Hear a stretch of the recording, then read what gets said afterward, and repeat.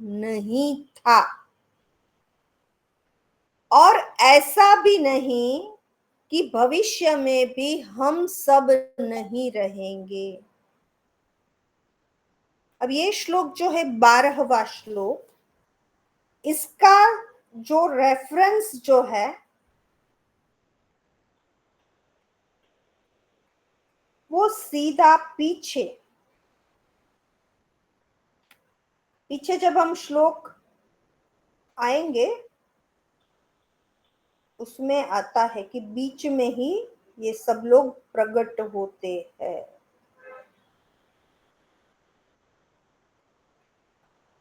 वो श्लोक नंबर कौन सा है?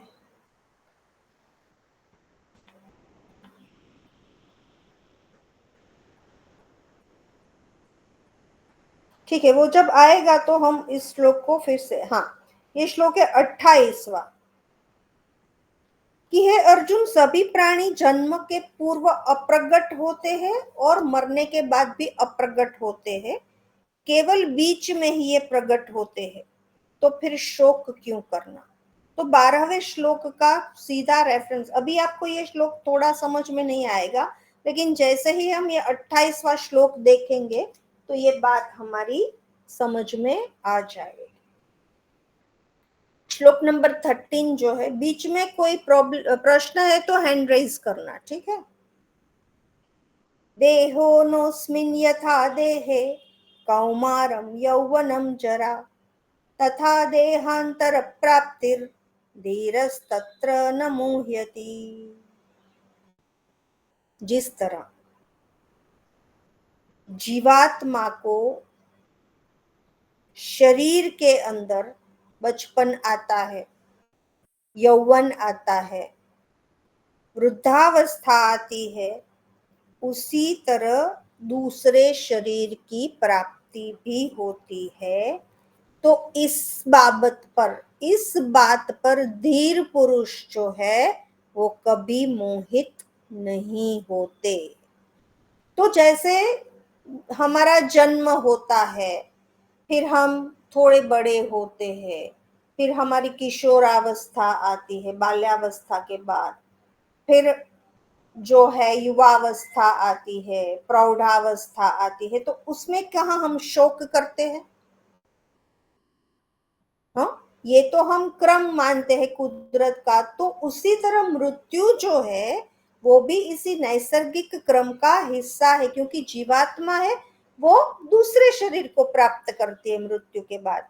तो ऐसी बात पर जो धीर पुरुष है वो कभी भी मोहित नहीं होते। मात्रा स्पर्शास्तु कौन्तेय शीतोष्ण सुख दुःखदा आगमापायिनो नित्यान् स्थांस्ते तिक्षस्व भारत। अभी काउंसलिंग चालू हुई है। कहते हैं कि हे कौन्तेय, सुख दुख, सर्दी गर्मी जो हमारे साथ होती है तो वो इंद्रियों के विषय है। और उस विषय के संयोग तो उत्पत्ति और विनाशशील है, अनित्य है, नित्य तो नहीं है। तो इसके लिए हे भरत, तुझे इसे सहन करना चाहिए। अनित्य कहा है ये सारी चीजें, क्योंकि अभी देखिए मॉनसून वैसे तो चल रहा है, मॉनसून खत्म होगा, विंटर आएगा, फिर समर, फिर से मॉनसून, विंटर, समर। तो ये सारी जो ऋतुएं हैं, ठंडी का मौसम, सर्दी का मौसम, तो ऋतु के अनुसार हम ये सहन करते हैं, है ना। तो ये सारी अनित्य चीजें हैं, कोई भी शाश्वत नहीं है, ये कुछ भी, सुख भी नहीं ठहरने वाला है, दुख भी नहीं ठहरने वाला है। तो इसके लिए तुझे इसे सहन करना है। 15वें श्लोक में कहते हैं,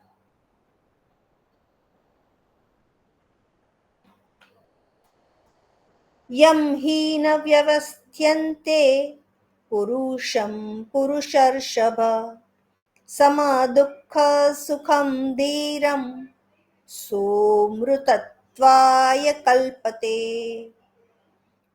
क्योंकि हे पुरुष श्रेष्ठ, दुख और सुख को समान समझने वाले जो धीर पुरुष है वो इंद्रियों के साथ विषयों के संयोग से व्याकुल नहीं होते बल्कि मोक्ष को प्राप्त करते हैं। पहले कहा कि जो सुख दुख को सम समझते हैं, तो जो लोग सुख और दुख को सम समझते हैं वो धीर पुरुष होते हैं, यानी कि धैर्यशील होते हैं। और धैर्यशील पुरुष जो है वो कभी भी विषयों के संयोग, विषयों का जो भी संयोग होता है इंद्रियों के साथ, उससे वो व्याकुल नहीं होते, कभी अकुलाते नहीं है। और जो लोग ऐसे होते हैं, यानी कि जो लोग धैर्यवान होते हैं, उसको क्या होता है? मोक्ष की प्राप्ति होती है। अब 16वें श्लोक से लेकर 30वें श्लोक तक, यहां तक काउंसलिंग किया भगवान ने, अर्जुन को समझाया अच्छे से। अब भगवान जो है वो आत्मा का स्वरूप बतलाते हैं, श्लोक नंबर 16 से लेकर 30 तक। ठीक, इतना समझ में आ गया। 11 से लेकर मुस्कुराते हुए भगवान अर्जुन का काउंसलिंग करते हैं 15वें श्लोक। यहां तक क्लियर? Yes ma'am. तो अब 11वें श्लोक, 16वें श्लोक से शुरू होता है आत्मा का स्वरूप। तो मैं आपको लिखवाऊं कि मैं आपको समझाऊं? फिर आप भी समझा तो फिर बाद में लिखवाएंगे बाद में? नहीं, अभी मैं पूछ रही हूँ, आप लिखना समझा चाहते हो कि समझना चाहते हो? समझना है। तो अपने आप लिख लोगे? हाँ लिख लेंगे। हाँ मैडम लिख लेंगे। समझाओगे तो उसमें से हम कॉपी कर लेंगे उसमें से। पक्का? हाँ पक्का पक्का, क्योंकि गीता मैम समझना ही कठिन है। तो उसे समझने के लिए तो हमें ये करना है। वैसे बाकी लिखा लिखना तो क्या है कि आप लोग सभी के पास भगवत गीता होती है, तो उसमें से आप ट्रांसलेशन जो है उसमें से आपको ये एक बार समझ लोगे तो आप अपने आप लिख पाओगे। तो इसलिए मैं पूछ रही हूँ, क्योंकि कुछ लोगों का ऐसा होता है कि भाई अम्मी मैडम जो है वो लिखवाते नहीं है, नोट्स नहीं देते। तो सब लोग को मैंने मेरा व्यू रखा है हो, अगर किसी को लिखना तो मैडम को बोल देना है, मैंने तो अपने हिसाब से बोला है। मैम समझा दीजिए आप। यस मैम, समझा दीजिए। ठीक, तो 16वें से लेकर 30वें श्लोक तक भगवान अर्जुन को आत्मा का स्वरूप बतलाते। कहते ना सतो विद्यते भावो ना भावो विद्यते सतः उभयोरपि द्रष्टोऽन्तस्त्वन्योस्तत्त्वदर्शिभिः। तो सबसे पहला आत्मा का जो स्वरूप है, आत्मा का जो लक्षण है, वो कहते हैं कि असत पदार्थ की सत्ता नहीं और सत्य का अभाव नहीं। असत माने क्या?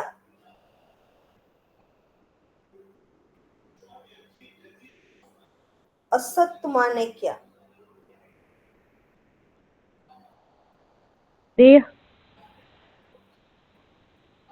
असत यानी जो चीज गलत है, अनित्य, अनित्य जे नीतिमान यस, तो उसकी सत्ता नहीं है। और सत्य जो है, जो नित्य है, उसका कभी भी अभाव नहीं है, क्योंकि ये दोनों तत्व, ये दोनों बातें तत्वज्ञानी पुरुष ने देखी हुई है। जब हम उपनिषद पढ़ते तो वहां पर भी बात आती है, विद्या और अविद्या की बात आती है कि विद्या भी समझनी चाहिए, अविद्या भी समझनी चाहिए। ऐसा नहीं कि सिर्फ विद्या ही हमें चाहिए, संभूति भी समझनी चाहिए, असंभूति भी समझनी। ईशा उपनिषद आप लोगों ने पढ़ा होगा, तो वहां पर ये सारी बातें आती है। तो ये दोनों जब हम समझेंगे तभी सही क्या है वो हमें पता चलेगा। जब हमें अंधेरा क्या है वो पता ही नहीं, तो हम प्रकाश की कीमत कैसे करेंगे? तो असत की सत्ता नहीं और सत्य का अभाव नहीं, ये दोनों तत्व, ये दोनों बातें तत्वज्ञानी पुरुष जो है वो जानते हैं। तो पहला लक्षण आत्मा का, पहला स्वरूप असत की सत्ता नहीं, सत्य का अभाव नहीं। अब दूसरी बात 17वें श्लोक में कहते, अविनाशी तु तद्धिद्धि येन सर्वमिदं तत्तं विनाशम अव्ययस्यास्य न कश्चित् कर्तुमर्हति। के है अर्जुन, नाश रहित तो तू उनको जान जिनसे ये पूरा संसार व्याप्त है। ये अविनाशी का विनाश करने के लिए कोई भी समर्थ नहीं है।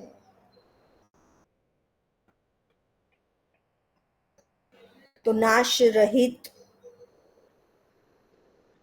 जिनसे ये पूरा संसार व्याप्त है, और उस अविनाशी का विनाश करने, क्योंकि नाम ही अविनाश है, हाँ, जिसका विनाश ना हो सके, तो ऐसा विनाश करने के लिए कोई भी समर्थ नहीं है। तो दूसरा स्वरूप आत्मा का कि आत्मा अविनाशी है और उसका विनाश कोई नहीं कर सकता।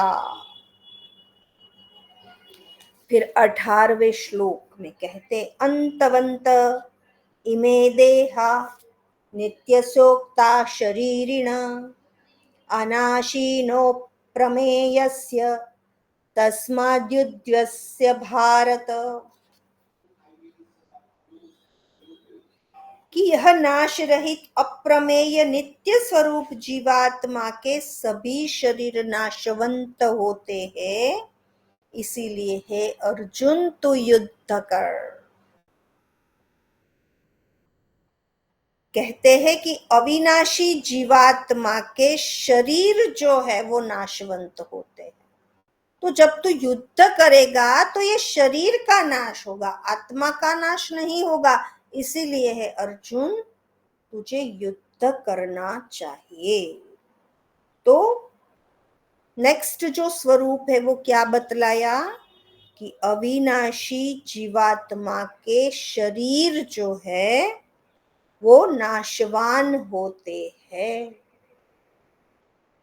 य एनं वेत्ति हन्तारं यष्णैनं मन्यते हतम् उभौ तौ नाविजानीतो नायं हन्ति न हन्यते। कि जो व्यक्ति, जो पुरुष इस आत्मा को हणने वाला समझता है, या फिर इस आत्मा को हणा हुआ समझता है, हणा यानी कि नाश, जिनका वध किया जा सके, तो ये दोनों ही ये नहीं जानते कि वास्तव में आत्मा जो है किसी को मारता भी नहीं है और किसी के द्वारा मारा भी नहीं जाता है। तो जो लोग ऐसा समझते हैं कि आत्मा को मार सकते हैं या आत्मा किसी को मार सकती है, तो ये दोनों ही लोग जो है वो अज्ञानी है। तो उसके बाद का जो स्वरूप है वो है आत्मा न किसी को मारता है न किसी के द्वारा मारा जाता है। 20वां श्लोक। न जायते म्रियते वा कदाचि न्याय भूत्वा भविता वा न भूयः अजो नित्यं शाश्वतय पुराणो न हन्यते हन्यमाने शरीरे।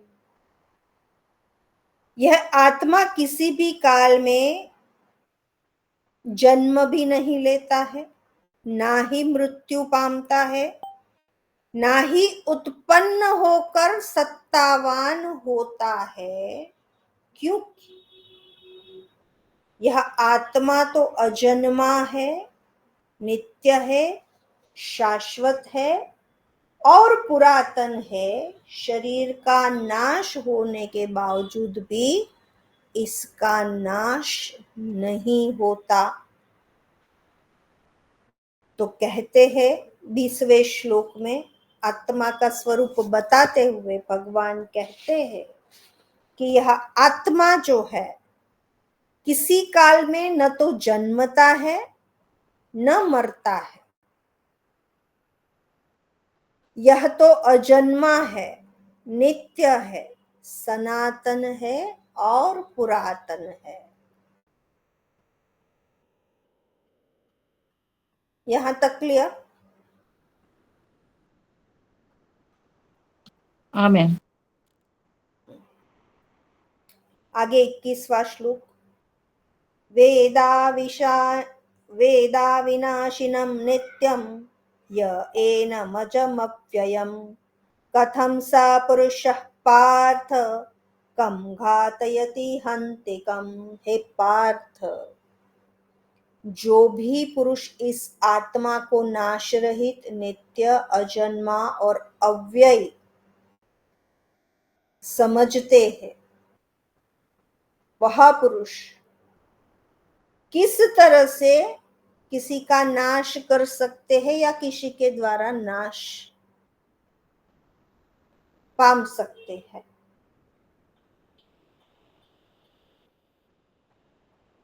तो कहने का तात्पर्य यह है कि आत्मा के सच को जानने वाला किसी को न मारता है ना ही मरवाता है, क्योंकि उन्हें पता है आत्मा का स्वरूप। आत्मा अजन्मा है, नित्य है, शाश्वत है, पुरातन है। तो ये बात जो भी पुरुष जानता है वो ना ही किसी को मारता है ना किसी को मरवाता है। उसके बाद 22वां श्लोक। मांसासि जीर्णानि यथा विहाय नवानि गृह्णाति नरोपराणि तथा शरीराणि विहाय जीर्णा न्यन्यानि संयाति नवानि देहि।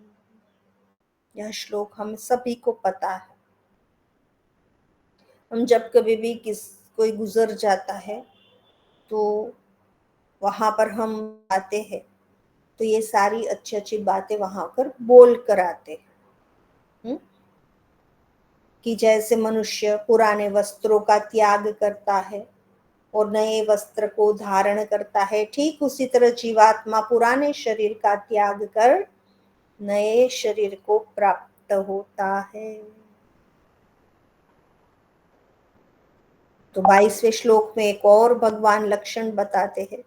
एक और बात अर्जुन को समझाने के लिए वस्त्र का उदाहरण देते हैं कि जैसे मनुष्य पुराने वस्त्र को त्याग कर दूसरे नए वस्त्र को धारण करता है, वैसे ही जीवात्मा पुराने शरीरों का त्याग करके दूसरे नए नए शरीरों को प्राप्त होता है। उसके बाद का श्लोक भी हम जानते हैं, नैनं छिन्दन्ति शस्त्राणि नैनं दहति पावकः न चैनं क्लेद्यन्त्यापो न शोषयति मारुतः।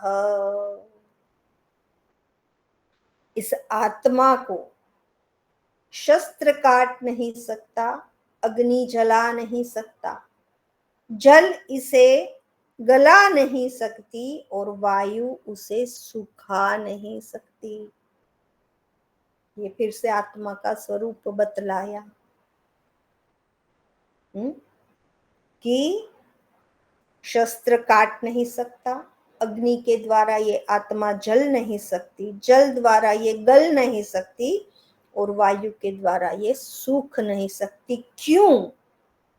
तो कहते अच्छेद्योद्यमया दोह्यम क्लेद्योर्शोष्य एव च नित्यः सर्वगतस्थाणुर अचलोयम सनातनः। क्योंकि यह आत्मा जो है वो अच्छेद्य है, अदाह्य है, अक्लेद्य है, अशोष्य है, नित्य है, सर्वव्यापी है, अचल है, स्थिर है और सनातन है। कितनी सारी बातें आत्मा के बारे में बता दी भगवान ने। पहले कह दिया कि ये शस्त्र उसे छेद नहीं सकते, वायु उसे सुखा नहीं सकती, जल गला नहीं सकती, अग्नि जला नहीं सकती, और उसका कारण भी बताते हैं कि वो अच्छेद्य है, अदाह्य है, अक्लेद्य है, अशोष्य है, नित्य है, सर्वव्यापी है, अचल है, स्थिर है और सनातन है। बात खत्म। कितना स्पष्ट। अव्यक्तोऽयमचिन्त्योऽयं विकार्योऽयमुच्यते तस्मादेवं विदित्वैनं नानुशोचितुमर्हसि।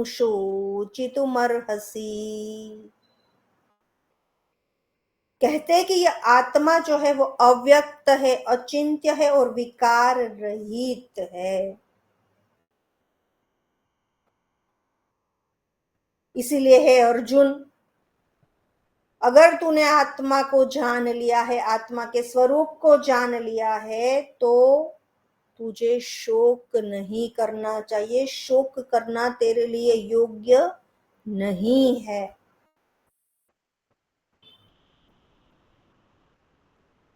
तो 25वें श्लोक में कहा है कि आत्मा अव्यक्त है, अचिंत्य है और विकार रहित है। और इतनी सारी बातें कहने के बाद मेरे ख्याल से तूने आत्मा का स्वरूप जान लिया होगा। इसलिए अर्जुन, तुझे इस युद्ध के विषय में शोक करना उचित नहीं है। अथ चैनम नित्यजातं नित्यं वा मन्यसे मृतम् तथापि त्वं महाबाहो नैवं शोचितुमर्हसि। और अर्जुन, जो तू इस आत्मा को हमेशा जन्म लेने वाला और हमेशा मृत्यु को ग्रहण करने वाला मानता है, तो भी हे महाबाहो, इस प्रकार से शोक करना तेरे लिए उचित नहीं है। अब इसका भी कारण बताते हैं। जातस्य हि ध्रुवो मृत्यु ध्रुवं जन्म मृत्युस्य च तस्माद् परिहार्यर्थे न त्वं शोचितुमर्हसि।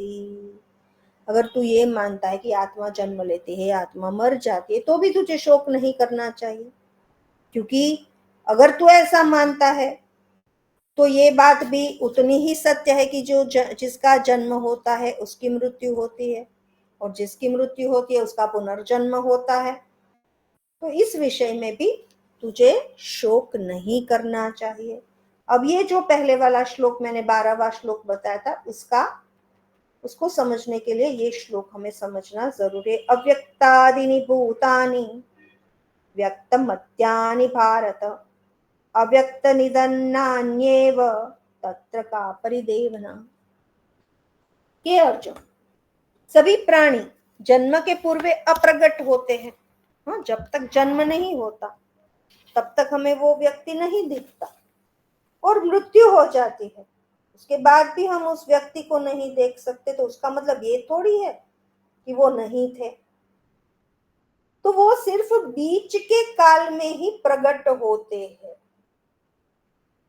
तो फिर ऐसी स्थिति में क्या शोक करना तेरे लिए उचित है? तो इसके लिए शोक करने का कोई कारण है अर्जुन नहीं होना चाहिए।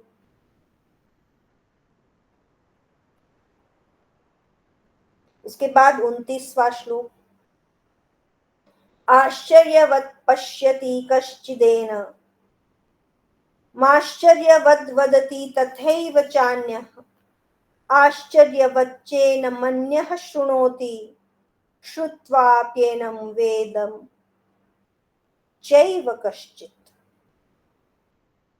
अब ये बात जो ये हम सभी के साथ, ये श्लोक जो है ये हम सभी को लागू होता है। मैं बोल भी रही हूँ, आप सुन भी रहे हो। तो कहते हैं कि कोई एक विरल महापुरुष इसे आश्चर्य से देखता है।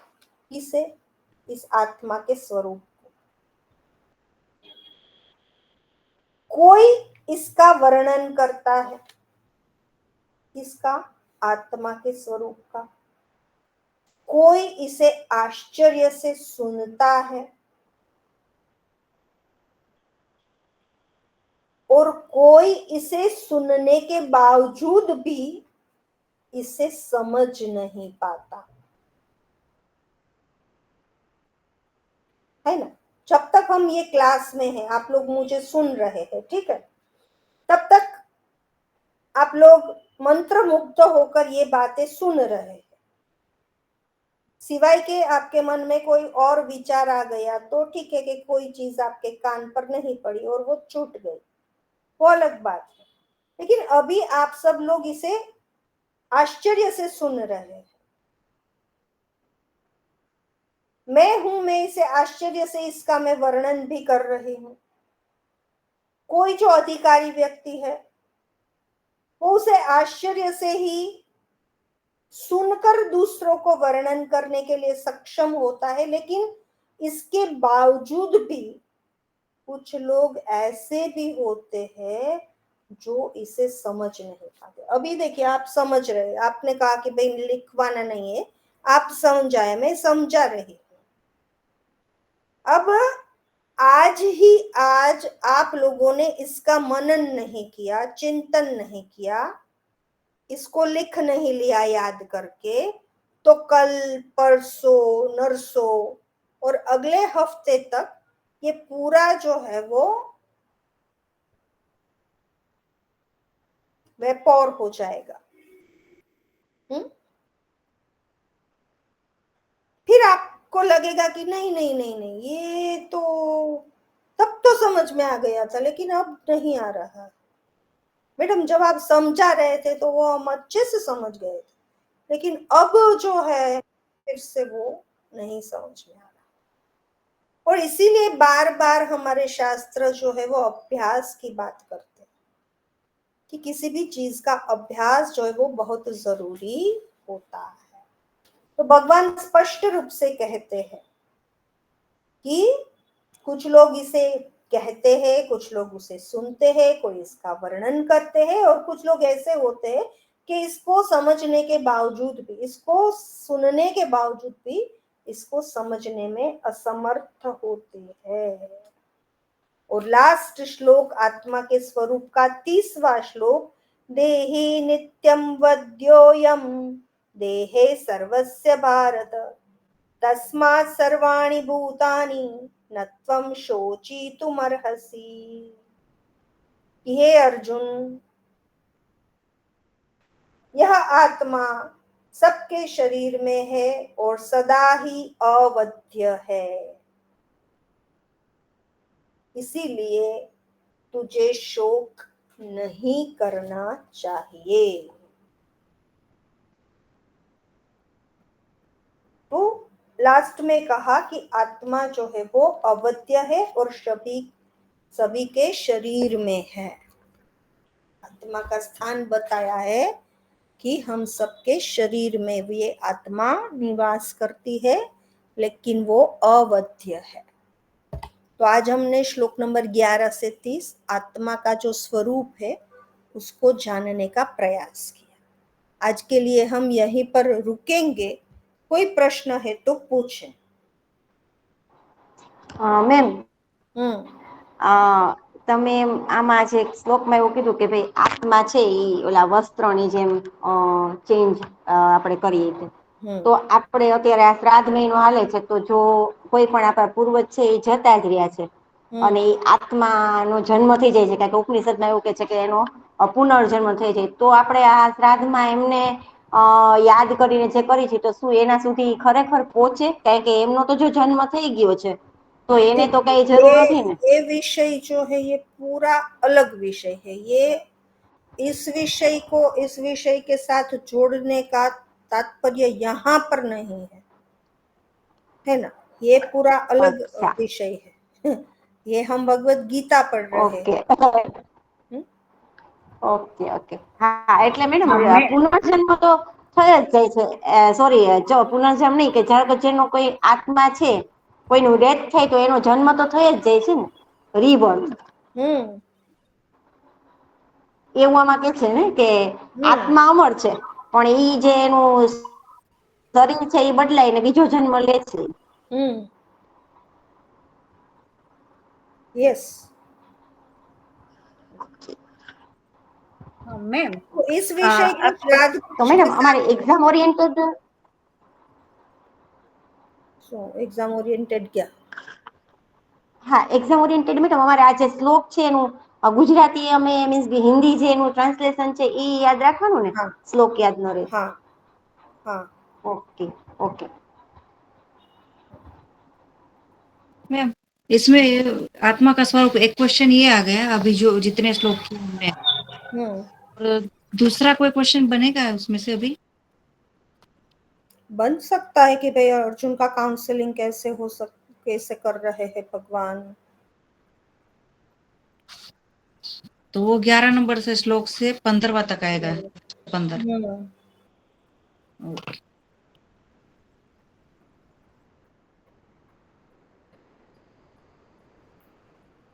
हाँ मैम, આપણે શ્લોક नंबर 23 થી 24 में वो शब्द का यूज हुआ है, अच्छेद, अधाह्य, अक्लेद और अशोष्य। उसमें थोड़ा डीप में समझाएंगे। अच्छेद, अधाह्य। अच्छेद यानी छेद नहीं सकता, शस्त्र उसे काट नहीं सकता, छेदना। अदाह्य, अदाह्य, दाह्य यानी कि जलाना, दाह। अक्लेद्य यानी कि क्लेद, जो जल से रिलेटेड ये शब्द है। वो भिगोना, भिगो नहीं सकता। और शोष्य, अशोष्य, सुखाना, सुखा नहीं सकता। ठीक है, ओके मैम। वध्य जिसका नाश नहीं कर सकते, जिसका वध नहीं कर सकते, वो अवध्य।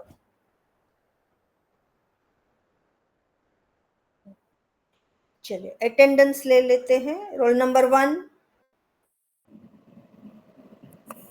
2 Yes, ma'am, present. 3 Yes, madam. 4 5 Yes. 6 7 yes ma'am. 8 yes ma'am. 9 Yes, ma'am. 10 Yes, ma'am. 11 Yes, ma'am. 12 Yes, ma'am. 13 Yes, ma'am. 14 Yes, ma'am. 15 16, 17, Yes, ma'am. 18, Yes, ma'am. 19, Yes, ma'am. 20, Yes, ma'am. 21, Present, ma'am. 22, Yes, ma'am. 23. Yes, ma'am. Okay, तो 15 number नहीं है, 16 नहीं है, 6, 4 और 1। Ma'am 1 roll number Vaishali 1 present है। ठीक है, ठीक है, चलिए।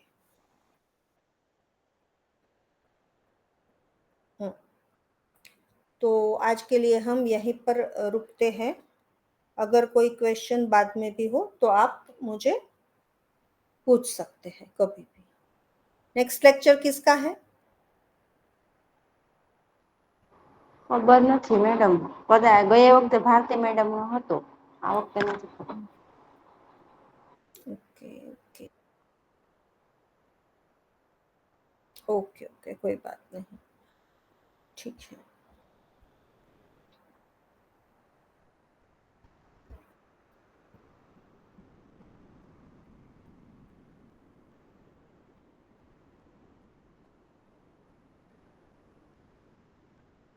तो ये सारे आप जो स्वरूप है आत्मा का वो लिखना है आप लोगों को।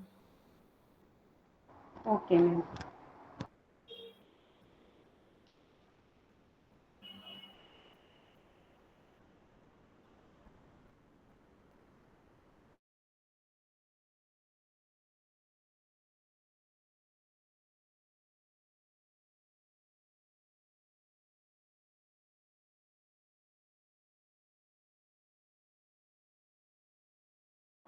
મેમ અમે નોટ્સ બનાવી અત્યારે, એટલે શ્લોક વાઇઝ જ બનાવીને તમે જ્યાં બોલ્યા ત્યાંથી શ્લોક વાઇઝ જ બનાવીને એનું हाँ ટ્રાન્સલેશન લખીને.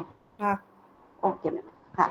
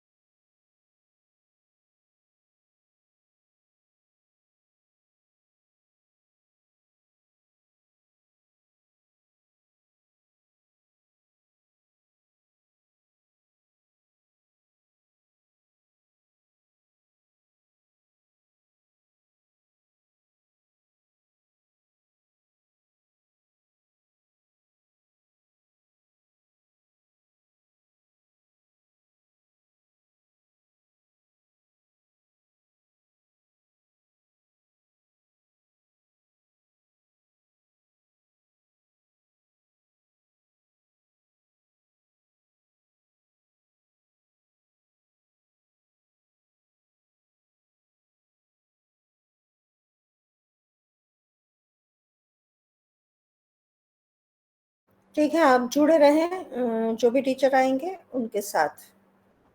Okay ma'am. हाँ, तो हरिओम હા. सभी को। હરિઓમ મેમ. હા હા.